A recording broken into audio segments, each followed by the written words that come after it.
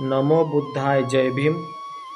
बुद्धवंदनेला आणि धम्मपठणाला सुरुवात करूयात. अरहं सम्मा संबुद्धो भगवा बुद्धं भगवन्तम् अभिवादेमि. स्वाख्यातो भगवता धम्मो धम्मं नमस्सामि. सुपठिपन्नो भगवतो सावकसङ्घो सङ्घं नमामि.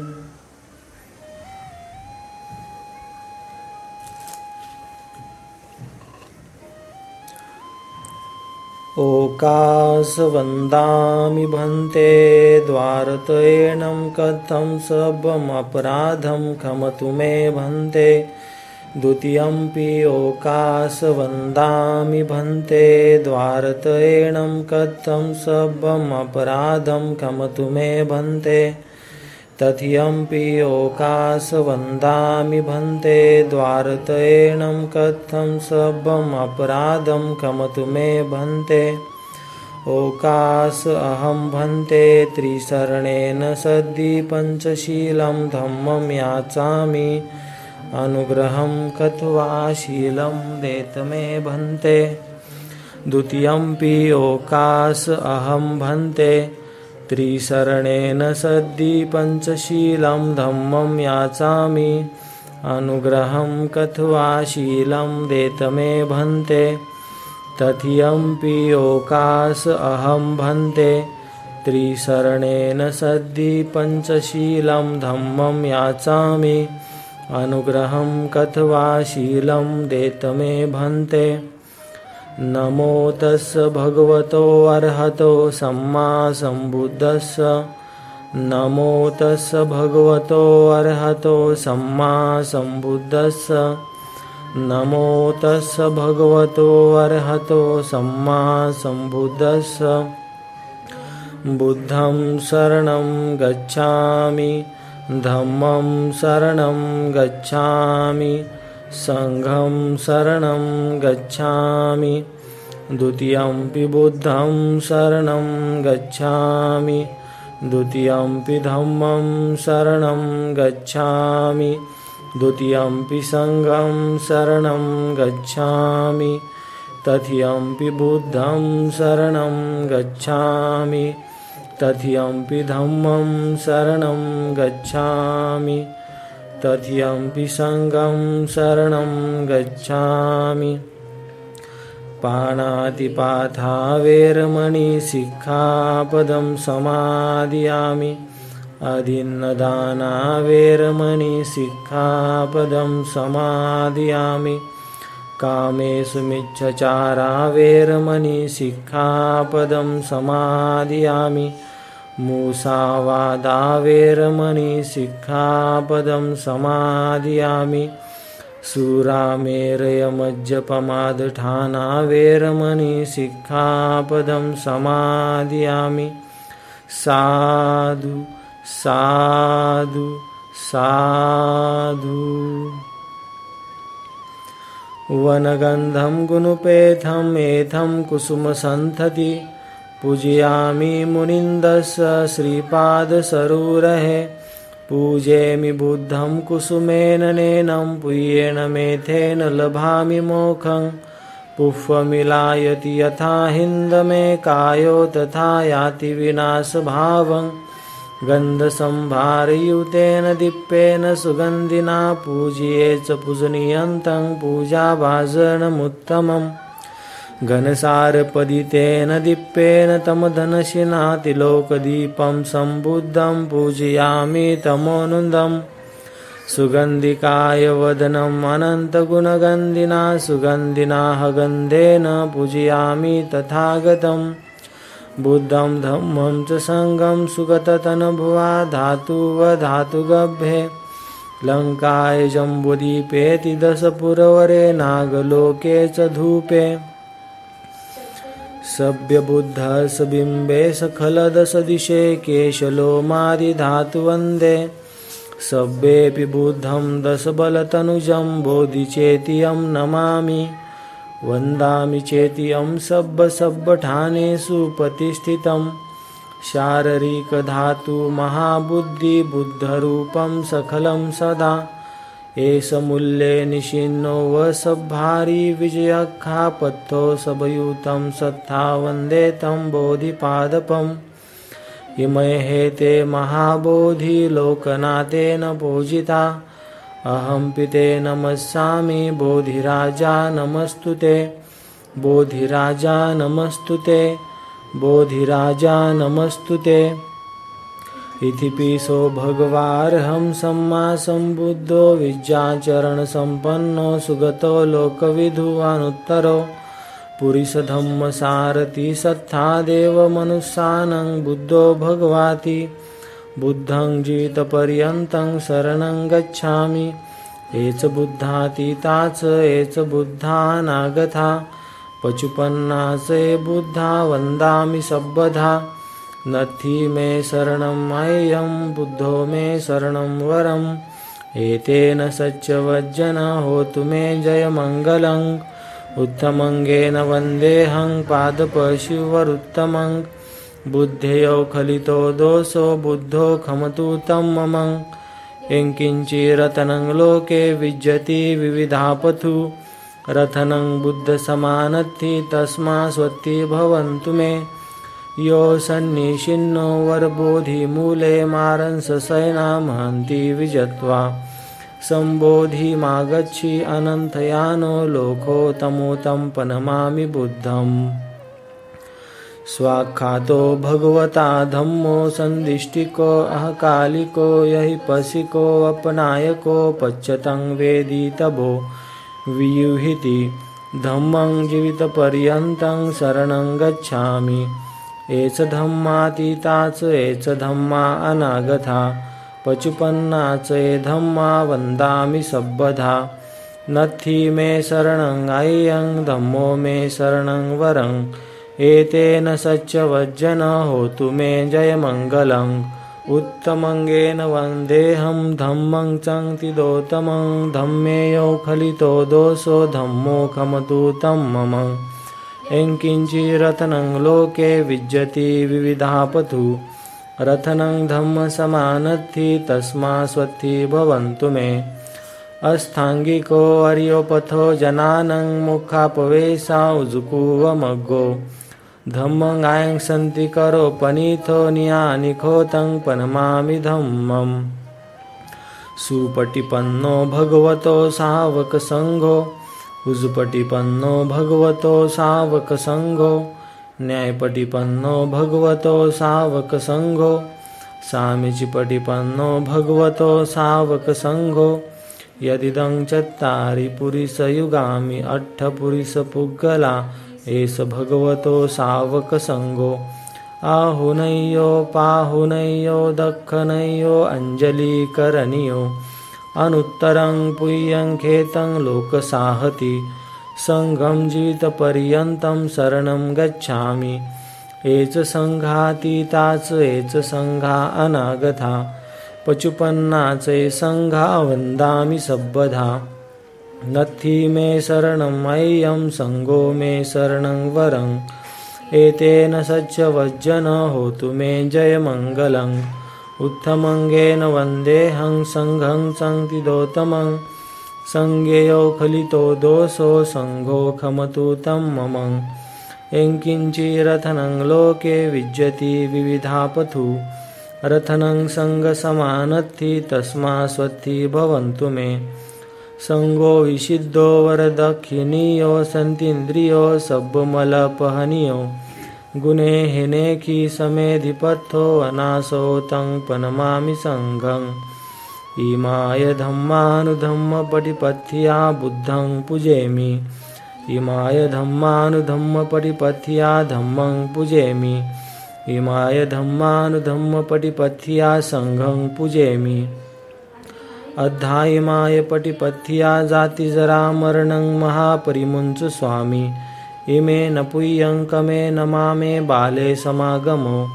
शतं समागमो होतु यावनिब्बानपत्थिया देव वसन्तु कालेन सस्य सम्पत्ति हेतु च फीतो भवतु लोक च राजा भूतु धम्मिको सखलबीजं विधुर्यानं देवरूपं सुजीव निमलचक्षु गम्भीरघोषं गौरवर्णं सुखाय अभयचित्तं निभयकामं सुरतधम्मं सुपेम विरथरज्जं सुजननेथं भीमरावं सरामि भीमरावं सरामि भीमरावं सरामि दिव्यप्रभरत्न तुम्ही साधु वरदान तुम्ही अद्य कुलभूषण तुम्ही भीमराजा सखल विद्यापथी ज्ञान सत्य संगती शास्त्रशासनमती बुद्धितेजा पंकजा नरवरा रत्न स्वजन उद्धरा भगवंता मचाखरा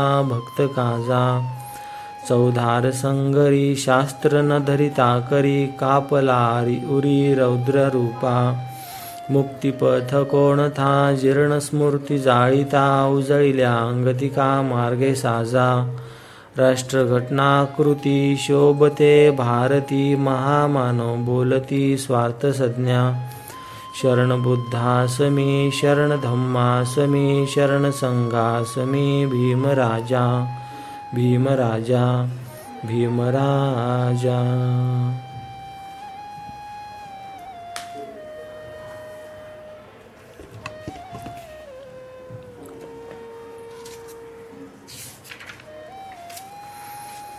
आज आपण पाहणार आहोत भाग 4 घरचे निमंत्रण शुद्धोधनाची शेवटची भेट। सारिपुत्त आणि मोगलान यांच्या दीक्षेनंतर भगवान बुद्ध 2 महिने राजगृहात राहिले।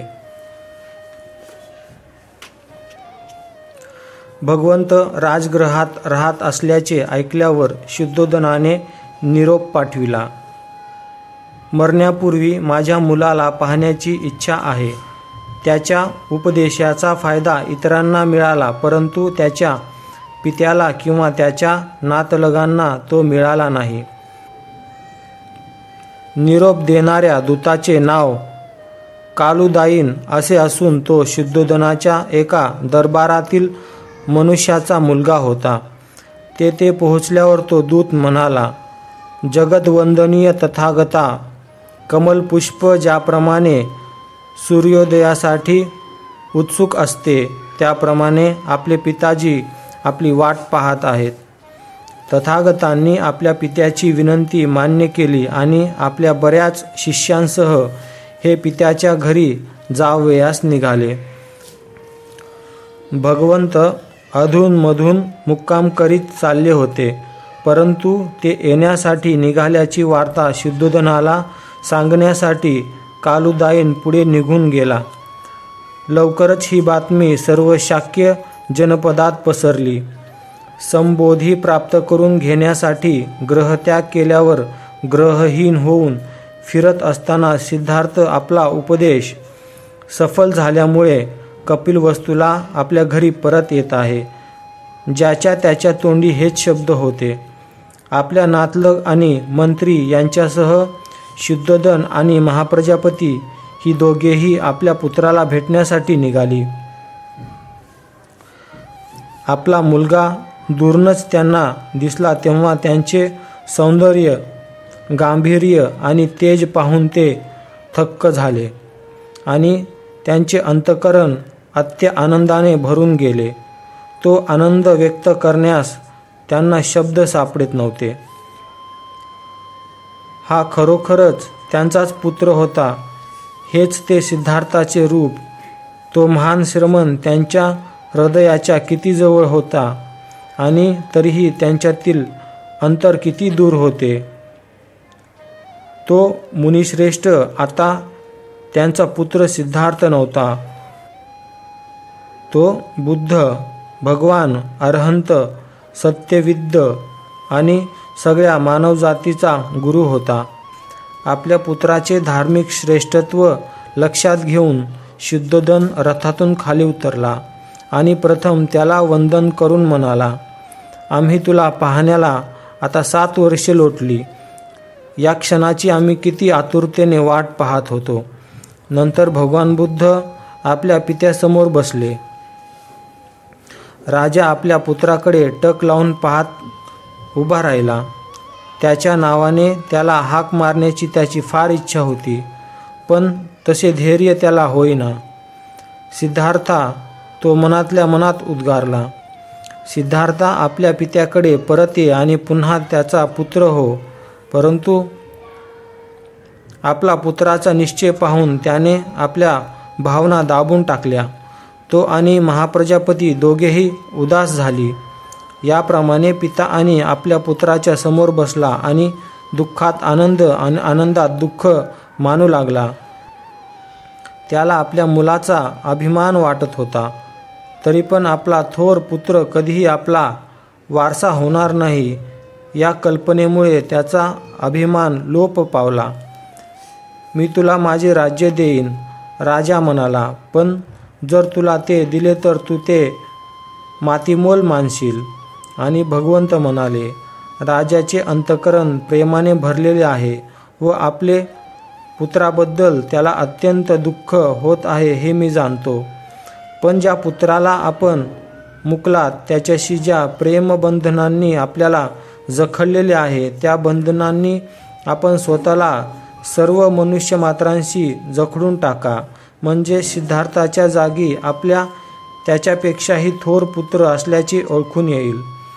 सत्य आणि सदाचार शिकवणारा पुत्र आपल्याला लाभेल अशी शांती व निर्वाण यांचा प्रणेता आपल्या हृदयात प्रवेश करील. आपला पुत्र बुद्ध याची मी मधुर वाणी ऐकून शुद्धोदन आनंदाने बेहोश झाला आणि आपले हात घट्ट आवळून अश्रुपूर्ण नेत्रांनी तो उद्गारला, हे अद्भुत परिवर्तन आहे. दुःखातिरेक आता नष्ट झाला आहे. प्रारंभी माझे हृदय दुःखाने जड झाले होते, पण आता तुझ्या महान त्यागाने फळ मला चाखण्यास मिळत आहे. समर्थ अशा अनुकंपेने प्रेरित होऊन गेल्यामुळे आपले धर्मविषयक उदात्त असे उद्दिष्ट साध्य करण्यासाठी सत्तेची अभिलाषा तू सोडून द्यावीस हे योग्यच होते. मार्ग सापडल्यावर आता मुक्तीसाठी उत्सुक असलेल्या सर्वांना तू आपल्या धम्माची शिकवण देऊ शकतील. शुद्धोदन स्वगृही परतला आणि भगवान बुद्ध आपल्या शिष्यांसह वनातच राहिले. दुसऱ्या दिवशी सकाळी भगवंत आपले भिक्षापात्र घेऊन कपिलवस्तूमध्ये भिक्षेसाठी निघाले. त्यावेळी पुढील बातमी पसरली. ज्या नगरातून सिद्धार्थ रथातून बसून आपल्या सेवकांसह जात असे, त्याच नगरात तो आता भिक्षा मागण्यासाठी घरोघरी फिरत आहे. त्याने लाल मातीच्या रंगांचे चिवर परिधान केले असून त्याच्या हातात मातीचे एक भिक्षापात्र आहे. ही विचित्र वार्ता ऐकून शुद्धोदन घाईघाईने गेला व भगवंतांना म्हणाला, तू माझ्या नावाला असा काळिमा का फासतोस? तुला आणि तुझ्या भिक्खूंना मी सहज अन्न पुरवू शकेल हे तुला माहीत नाही काय? भगवंत उत्तरले, ही माझ्या संघाची प्रथा आहे. पण हे कसे शक्य आहे? अन्नासाठी भिक्षा मागणाऱ्यांपैकी तू नाहीस. होय पिताजी, भगवंत म्हणाले, आपले राजाचे वंशज आहोत असे तुम्ही व तुमच्या वंशांनी वाटल्यास म्हणावे, परंतु मी प्राचीन बुद्धांचा वंशज आहे. ते आपले अन्न भिक्षा मागून मिळवित असत आणि भिक्षेवरच ते नेहमी आपला निर्वाह करीत असत. शुद्धोदन निरुत्तर झाला तेव्हा तथागत पुढे म्हणाले, जेव्हा एखाद्याला गुप्तधन मिळते तेव्हा त्यातील मौल्यवान रत्नांची भेट त्याने पित्याला द्यावी अशी रीत आहे. म्हणून माझ्या या धम्मरूपी धनाची भेट मला आपणाला देऊ द्या. भगवंत पित्याला पुढे म्हणाले, जर आपण आपल्या सुख स्वप्नातून मुक्त व्हाल, आपले अंतःकरण सत्यासाठी उघडे कराल आपण सदाचरणाचा उत्साह बाळगाल आणि सदधम्माचा मार्ग स्वीकाराल तर आपल्याला शाश्वत असा आनंद लाभेल. शुद्धोधनाने हे सर्व शांतपणे ऐकले व म्हटले, बाळ, तू जे म्हणतोस त्याप्रमाणे वागण्याचा मी प्रयत्न करीन. उद्या आपण पाहूया यशोधरा व राहुल यांची भेट.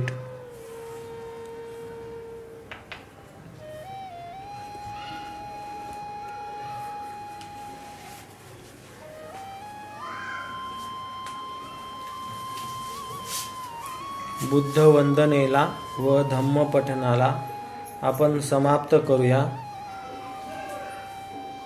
सब पापस अकरणं कुशलसोपसंपदा सचित्तपर्योदपनं एतं बुद्धानुशासनं धम्मं चरे सुचरितं नथं दुचरितं चरे धम्मचारी सुखं सेति अस्मि लोके परमिच नथावथा धम्मधरो यावता बहुभासति योच पंपि सुतवानं धम्मकायेन पश्यति सवे धम्मधरो होति यो धम्मनपमजति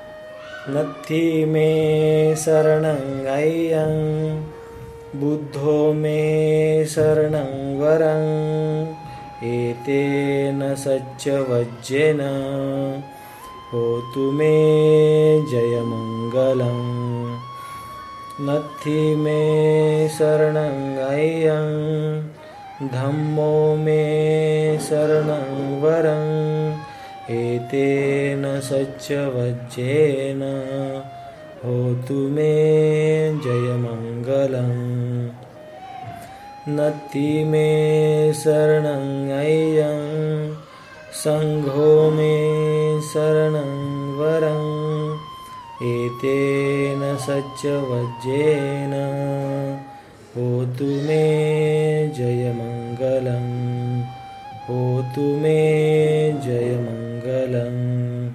नमो बुद्धाय नमो धम्माय नमो संघाय नमो भीमाय.